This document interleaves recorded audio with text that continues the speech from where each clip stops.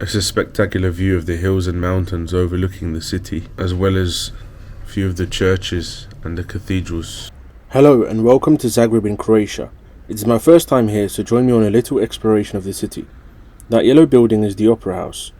In this area, there is a big museum, however it was taped off and closed for some weird reason. I find that the ATMs in Zagreb are a major scam. The ATMs charge you a separate fee to withdraw cash, and this fee was present on every machine I tried, including the banks. On withdrawing £30, there is an approximate £4 fee to withdraw. This is regardless of using the Monzo method. I refused to cash out on the grounds I was being ripped off. I get to the funicular and he says it's 5 kuna, but you can only pay in kuna and by cash and not card, which frankly I think is ridiculous.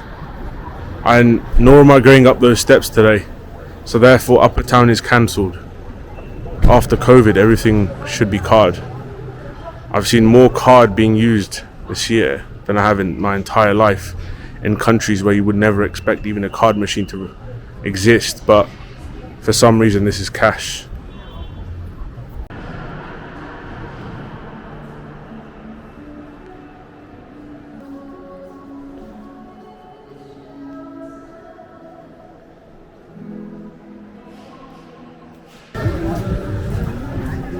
This is a small busy square, and since it's a warm day everyone's out and about.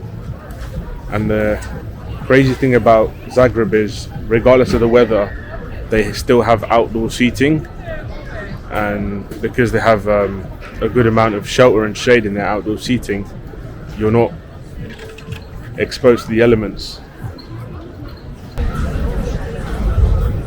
And they have a vegan market on today, and some other produce, like almond milk for instance.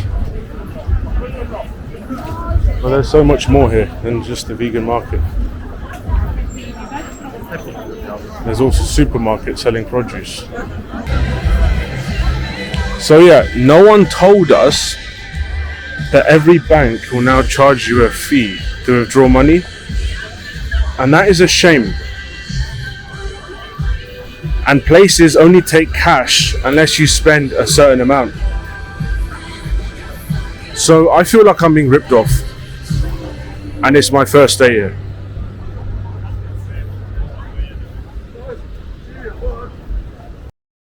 We are now on the way to visit the cathedral. I have read that it is a beautiful cathedral, however it is under repair. Let's see if any progress has been made. As you walk up from the town square, you are then presented with this wonderful cathedral that was damaged during the earthquake. However, as of now it's still under construction, and you cannot go in, and you can't even take a good picture. But yeah, and there's a little fountain here with I believe that's Mary.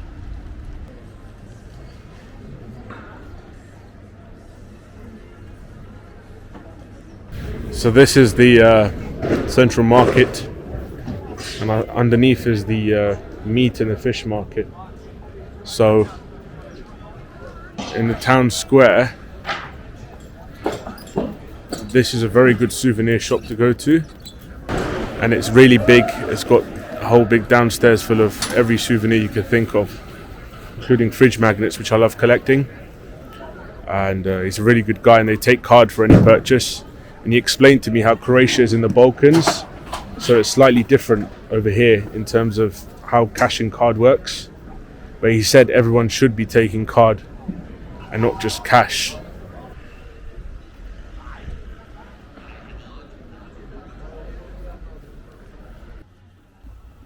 This street only contains restaurants. Zagreb has gone over the top with outdoor seating. As I walk through the street, I see no variety. The restaurant boards are covered up, and instead all I see are generic menus and the same awnings endorsed by either Coca-Cola or Yana. This just lacks authenticity, and you feel everything is the same.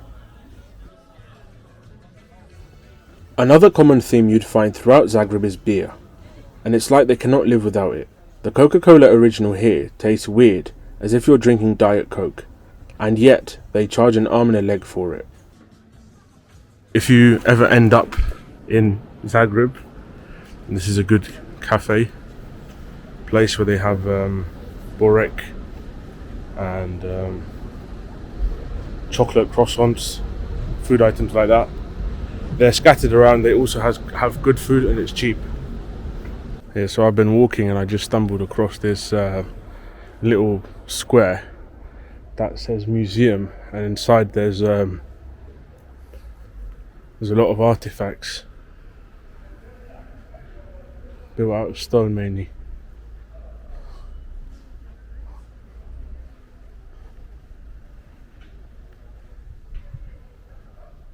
And they have QR codes so you can just find out more about this. And it's beyond my understanding how you could have all these artifacts, if they are historical and valuable, This is weird. outside, exposed to the elements.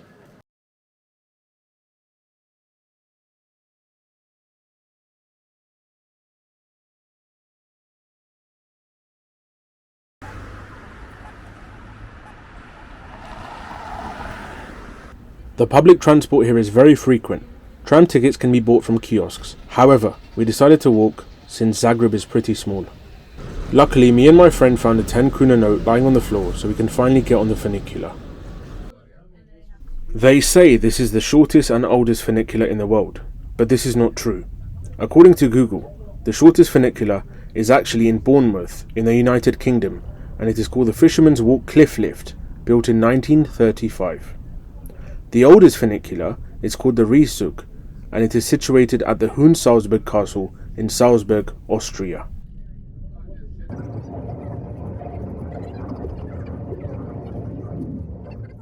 So this is the tower which has the cannon which fires at 12 o'clock every day. I heard that they stopped doing that because it might make another earthquake. But today from my hotel room I saw smoke billowing out of this window, so still in action, I believe. It says Tourist Information Centre. I see like a little shop in there. To be honest with you, there's nothing much to see up here.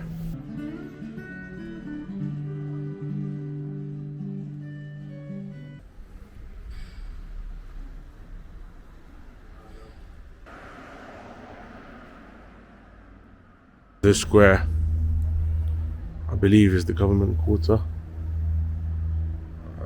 There's a few buildings here. This is St. Mark's Church,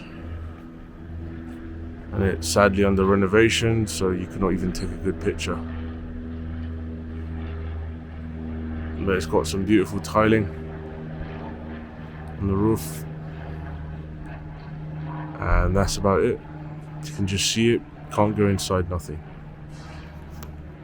Quick update, we went to a few places to eat and they're all fully booked because it's a Sunday.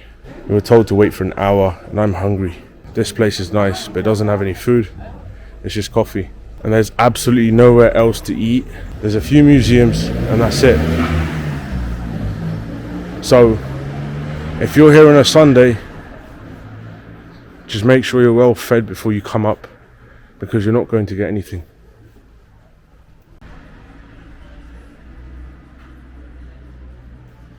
So I just walked into the Museum of Broken Relationships.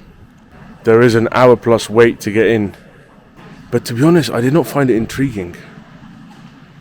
It's just, I read the synopsis, it's things people have donated. That's like the artifacts of this museum. And frankly, it just didn't appeal to me as much.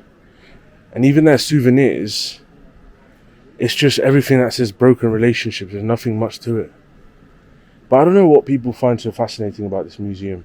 I myself saved it years ago because I wanted to visit this, but no, it does not sell to me at all. And it's 660 euros to get in, 50 kuna. And if there's nothing of real value or history in there, then what am I really doing with that money? But anyway, each to their own. So yeah, we're now heading to eat. This is the shortcut between the upper and lower town without having to use any wooden stairs. This is also a religious site with a shrine dedicated to Mary. There was a fire in 1731. Everything got burned to ash except for the portrait of Mary. This is how I feel right now.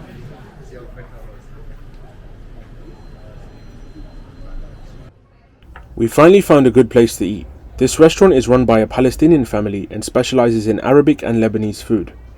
We had the lentil soup as a starter and it was amazing. For the main course, I went with chicken stuffed with cheese, and my friend went for a chicken biryani. If you like truffles and local produce, or if you want to buy some, then this is the place. Croatia. A lot of Croatian items in there, truffle, liqueur, olive oil. And the amazing thing is they let you try before you buy. A lot of the souvenir shops around here, they have truffles, but they're just truffle. Like, there's no recognized place where they come from or who they're made by. So therefore, this actually has authenticity. To be honest, I did not have a good time in Zagreb. It felt rather boring. They say it is better to visit other places in Croatia other than Zagreb. However, I find this ridiculous. It's like saying don't go to London, visit Brighton. As a capital city, it should have delivered the same way as any other capital city. Getting there by air can be rather difficult, I found. The airport is miles away from the city, and at the time I landed, I hardly found any public transport. There were taxis, however the drivers were unapproachable since they were busy out of their cars having a laugh with other drivers. There is Uber and Bolt, yet when I landed, there was none to be seen. So many places in Zagreb are still getting renovated as a result of the earthquake, so many places are still closed. Had I known, I probably would not have come. A major con for Zagreb is the fact that when you go to any cafe or bar, you're allowed to smoke inside. There is no ventilation, meaning you're having your coffee in a giant ashtray and your eyes can burn from all the smoke. This is more dangerous than smoking. I personally won't be visiting again. This video is my opinion of Zagreb. Thank you for watching. Please like and subscribe for more.